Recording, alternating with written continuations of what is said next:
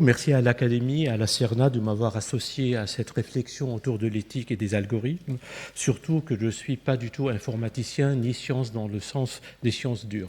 Je viens d'un domaine qui est d'habitude un peu éloigné, qui est celui de l'histoire des religions. Et pourtant, il se trouve que parmi les pères de l'informatique, il y avait déjà une réflexion qui a été menée autour de la question éthique suscitée à la fois par la naissance de cette nouvelle science à l'époque, on va dire à la fin des années 40, des années 50, et les questions qu'elle a pu soulever du point de vue à la fois éthique, et c'est effectivement la figure de Norbert Wiener, le père de la cybernétique, qui publie en 1950 un ouvrage absolument remarquable et qui aujourd'hui, qui vient d'être édité en français, et qui est d'une actualité étonnante, parce qu'il s'est posé deux questions qui sont à mon avis les nôtres. La première, il s'est dit que l'informatique, ou ce qu'il appelait lui à l'époque la cybernétique, avait trois dimensions qui peuvent interroger nos rapports à la fois avec le fait religieux, l'histoire des croyances et leur transmission dans nos cultures, et en même temps soulever des questions éthiques.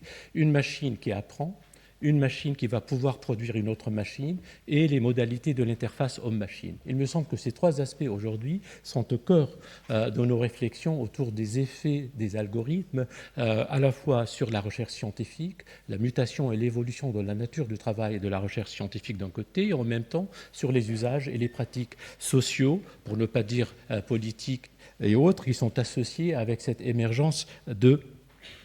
J'ai laissé la citation en anglais parce qu'elle est très belle, je vais essayer de la traduire. Et ce qu'il va nous dire en fait, c'est que les problèmes de l'apprentissage soulèvent des considérations à la fois normatives, mais surtout d'une nature éthique. Et surtout, ça va être un risque de piège moral qu'il faut éviter à tout prix. Et qu'est-ce qu'il veut dire par un piège moral ?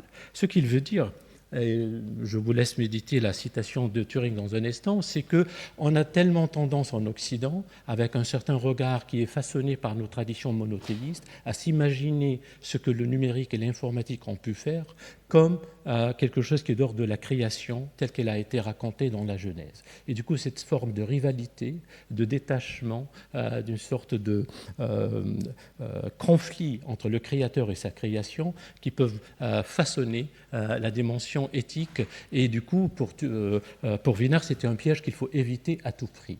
Et ce qu'il a compris, à mon avis, et c'est quelque chose qui est aujourd'hui avec nous, c'est qu'il faut absolument essayer d'imaginer une autre éthique qui va prendre en compte la spécificité, la radicalité à la fois de la nature du code informatique, sa matérialité, la matérialité même de l'information et la façon dont elle nous invite à revisiter à la fois notre histoire. On le voit très bien qu'on peut raconter l'histoire de l'humanité aujourd'hui en racontant l'histoire de la transmission de l'information, à la fois avec les sciences du vivant comme avec les sciences de l'informatique. Et je crois que c'est le point de départ qui est le mien. Le second point, c'est une citation de Turing qui est à la fois connue, sauf pour la dernière partie. L'idée d'une machine qui apprend peut paraître paradoxale. L'explication du paradoxe est que les règles qui seront changées dans le processus de l'apprentissage sont d'un type tout à fait modeste et ne revendiquent qu'une validité éphémère.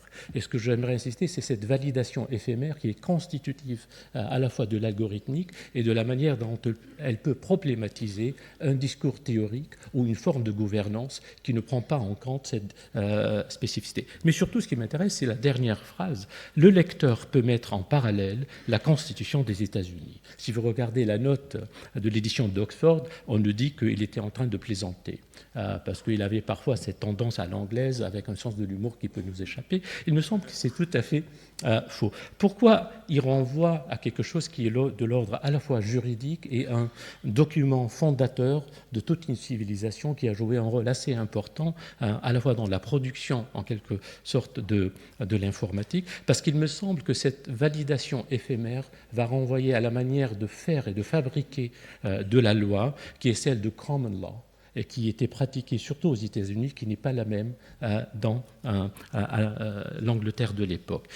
Parce qu'en fait, c'est précisément cette dimension de la revisite des validations éphémères qui seront réévaluées en fonction de l'évolution d'un contexte, qu'il soit social, scientifique ou autre, qui invite et qui valide un petit peu dans ce qui parle de cette validation éphémère ou provisoire. Et du coup, on a déjà deux points de vue, celui de Turing qui va nous dire qu'il faut toujours revisiter à la fois à cause de l'apprentissage, et le point de vue de Wiener qui nous dit qu'il faut inventer et imaginer une autre éthique qui correspond à la nature de l'informatique et la manière dont elle produit, elle façonne le savoir et elle le modifie, qui peut-être suscite des questions.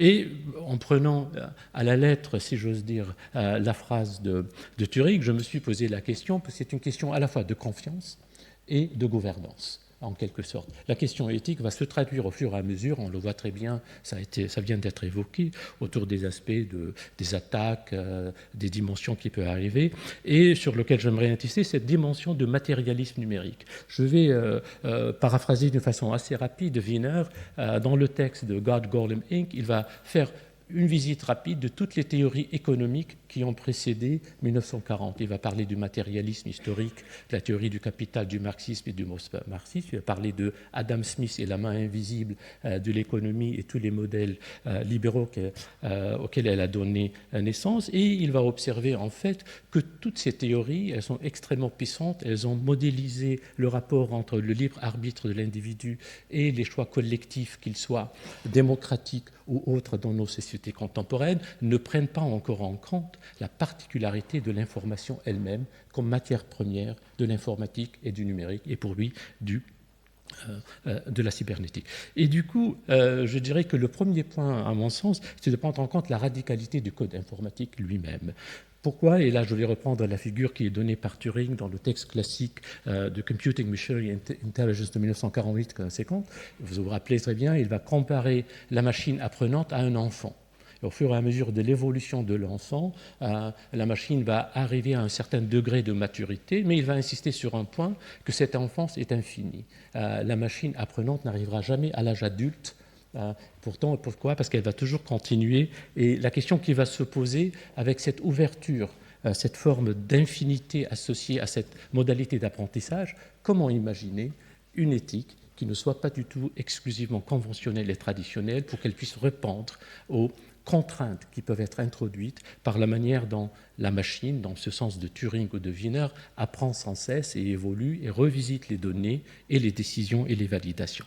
Et du coup, on va peut-être déplacer la question, dire « in code we trust ». Est-ce qu'on doit déplacer, et je crois que c'est la question, mais je crois que mes collègues scientifiques vont parler de la nature du code lui-même, de la manière dont on peut l'auditer, le revisiter pour l'évaluer, pour éviter certains pièges. Et je dirais que peut-être une chose à reprendre, la première, c'est associer cette dimension de l'éthique émergence qui est pragmatique dans le sens américain du terme, et l'herméneutique elle-même qui est à la fois juridique, mais qui associe également le travail et les formes de validation et la manière dont ces validations façonnent à la fois le social et la recherche scientifique grâce à l'algorithme. Le second point, et c'est la question a été posée dans un roman de science-fiction publié par Wiener qui s'intitule The Tempter. C'est un roman presque illisible malheureusement, mais il est intéressant.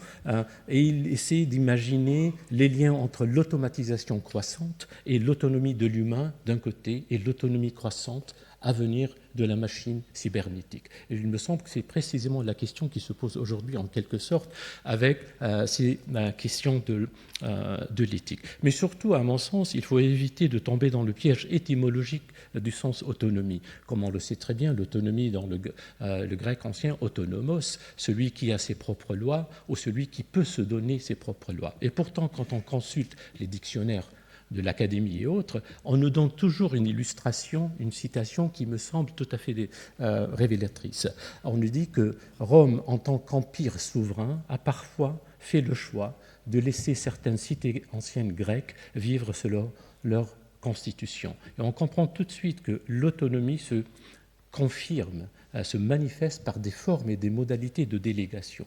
Et la question éthique qui va se poser aujourd'hui, c'est quelle sorte de délégation on va imaginer, autour de quelle gouvernance on va associer vis-à-vis à la fois ces algorithmes, ces machines dans le sens le plus large du terme. Je cite ici un auteur qui a joué un rôle, ça a été évoqué par Max à l'instant, par les fantasmes associés au pouvoir et à l'intelligence, soi-disant, des machines. C'est l'auteur anglais du 19e siècle, Samuel Butler, qui a été le premier à observer qu'il y a un problème de rythme entre l'évolution biologique et l'évolution technologique. Et l'écart entre ces deux rythmes donne lieu à des fantasmes associés au pouvoir des machines. Un très beau texte qui s'intitule Darwin Among the Machines, et pour les lecteurs de science-fiction, ils connaissent ça par cœur parce qu'il a joué un rôle très important dans le roman de Frank Herbert de Dune, le djihad butlérien, où il fallait absolument s'attaquer aux machines. Mais pourtant, ce qu'il observe dans ce texte, et c'est quelque chose qui va revenir, c'est que le fait de l'invention à la fois de la mesure du temps par les horloges dans un premier temps, surtout il part du Moyen-Âge, et l'arrivée de ces horloges dans l'espace public, on a modifié tout le lien social, parce qu'on mesurait le temps d'une manière visible, et du coup on a organisé l'espace social avec le temps du travail, le temps privé, le temps du culte, mais il insiste un peu plus loin qu'au XIXe siècle, avec les effets de la miniaturisation. C'est l'humain qui est devenu le porteur et l'interface de cette manière de gérer le temps social. Et il me semble, dans ces effets de miniaturisation, on va retrouver aujourd'hui, avec toutes les questions éthiques qui sont soulevées par le quantified self, par le fait que le vivant est à la fois mesurable, on peut le visualiser en quelque sorte, et surtout qu'on parle déjà d'une certaine informatique dans le vivant et avec le vivant, et toutes les questions qui vont revenir. Que se passe-t-il quand l'humain devient l'interface, dans quelque sorte, pas seulement avec le numérique, mais de la computation elle-même. Et là, je vais donner deux versions complètement opposées de possibles formulations de l'éthique. La première, c'est un texte classique de Hayek des années 30-40 dans le grand livre Droit, législation et liberté, où il va insister que l'éthique ne peut pas se faire que par une transmission implicite et non pas du tout explicite. Du coup, il va essayer de s'éloigner autant que possible de formes de gouvernance explicite. Ce sont des traditions morales favorables plutôt que des projets raisonnés qui ont rendu le progrès possible dans le passé et qui le feront de même dans l'avenir. La deuxième citation, c'est de l'autre côté, c'est Hans Jonas, qui a été un philosophe qui a fait sa thèse sur la gnose avec Heidegger et qui est devenu un des plus grands futurologues, et surtout avec les sciences du vivant et de la technologie, et qui va nous dire complètement un peu autre chose. L'éthique du futur ne désigne pas l'éthique dans l'avenir, mais une éthique d'aujourd'hui qui se soucie de l'avenir et entend le protéger pour nos descendants des conséquences de nos actions. C'est une forme de responsabilité actuelle, et surtout, moi je trouve ce qui est intéressant, parce que ça va être associé à cette dimension culturelle de l'apprentissage des machines, c'est la transmission.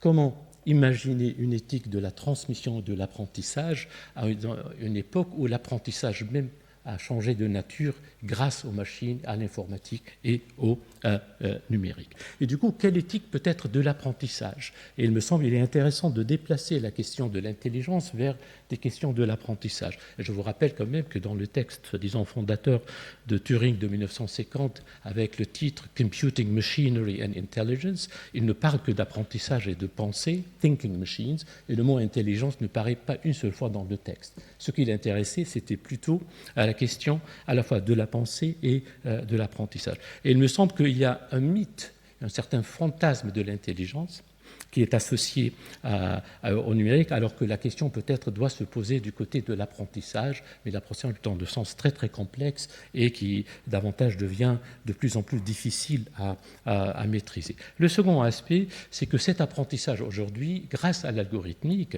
réussit dans un monde extrêmement complexe à modéliser, et du coup il invite à une éthique peut-être qui doit répondre à sa nature et non pas juste respecter certains héritages qui sont très importants, très puissants pour nous, mais qui peut-être ne correspondent plus à ce que à la fois l'apprentissage algorithmique et l'informatique font aujourd'hui.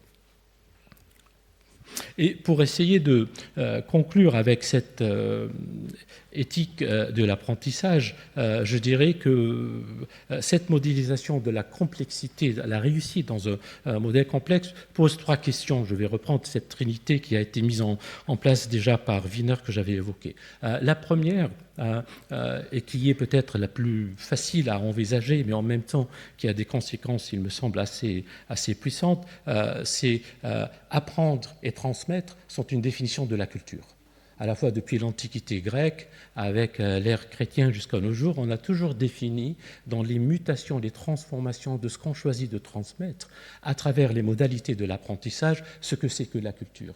Et il me semble que s'il y a une culture numérique, c'est précisément parce que le numérique à la fois convertit, façonne et remodélise ce qu'on a hérité dans la manière dont il nous invite et nous incite à le transmettre. Je crois que c'est un premier point qui est tout à fait essentiel. Le second aspect, c'est la nature même des résultats de la recherche scientifique aujourd'hui qui sont indissociables du travail de l'informatique et du numérique. Il est quasiment impossible de travailler, de faire de la recherche, à quelques exceptions près, sans passer par l'informatique. Et du coup, on est en droit de se poser une question autour de l'oubli de l'informatique, à la fois par les historiens et par les historiens des sciences, parce qu'elle n'a pas été considérée à l'époque que au début comme une branche des mathématiques. Il se trouve qu'elle s'est autonomisée assez vite et du coup on n'a presque pas d'histoire de l'informatique.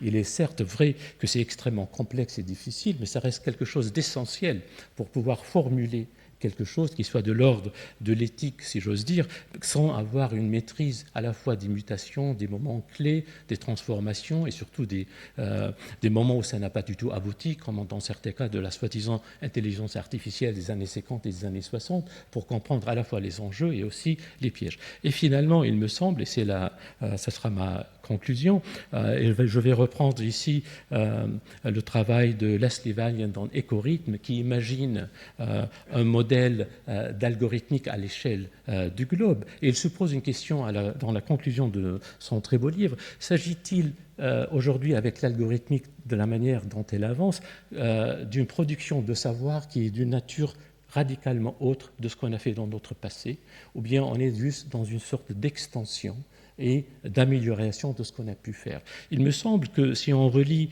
à la fois Turing, Wiener, von Neumann et tous ces gens que peut-être ont toujours des choses à nous apprendre, qu'il y a peut-être quelque chose de radicalement autre qui est en train de se mettre en place et qui nous invite et nous incite à essayer d'imaginer une autre éthique qui soit à la fois pragmatique, mais dans le sens classique de Charles Sanders Peirce, et en même temps qui soit complètement ancrée dans une compréhension de la nature du code informatique. Et je vous remercie.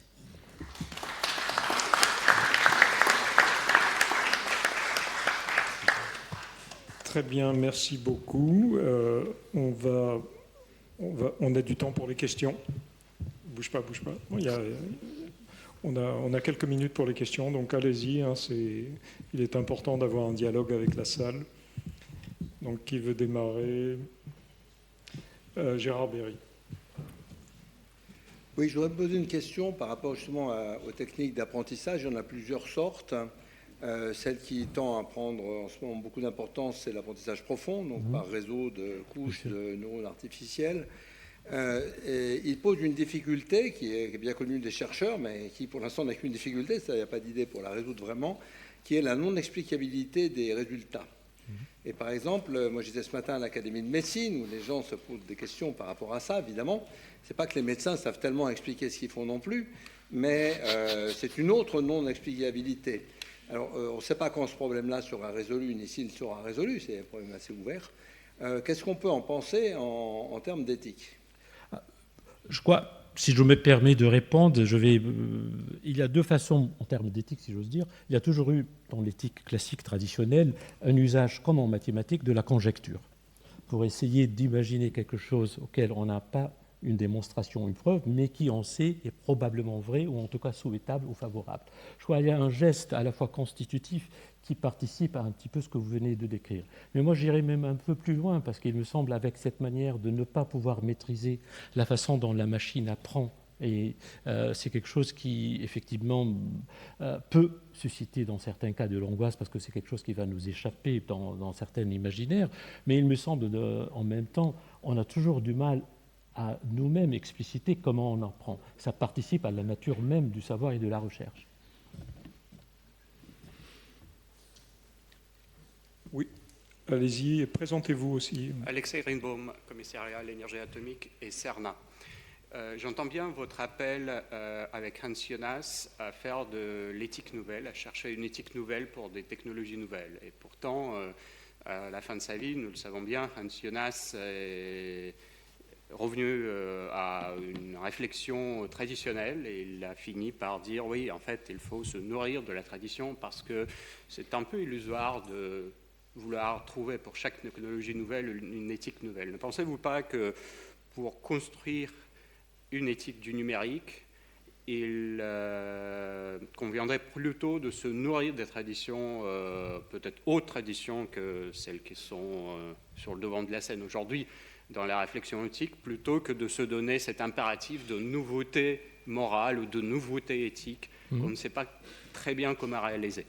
Non, merci beaucoup, mais je crois qu'il y a un malentendu. Moi, j'ai cité Hans Jonas, je suis très conscient qu'il est revenu sur le pouvoir et le rôle important de la tradition. Il me semble que ce que j'ai essayé de proposer, ce n'est pas du tout un départ radical, mais plutôt que se dire, au lieu de se poser des questions autour de la manière dont on a fabriqué l'éthique, il faut peut-être prendre le point de vue qui était peut-être celui de Turing dans sa thèse, qui était quand même un lecteur des pragmatistes américains quand il était à Princeton, et de regarder l'objet lui-même et essayer de voir comment, avec la nature de cet objet, la manière dont on peut se le représenter, en l'insérant dans une tradition, ce que j'ai essayé de le faire, on peut imaginer quelque chose d'autre. Le problème que j'ai avec Jonas, il a toujours été partagé entre, d'un côté, sa dimension gnostique, si j'ose dire, dans ses premiers travaux, et un retour à la fin qui était un peu un essai de récapitulation qui suscite pas mal de problèmes. Il a une autre manière de se poser la question, qui était celle de Max Weber, entre les deux morales, la morale de politique, la morale de chercheur, une morale de la responsabilité,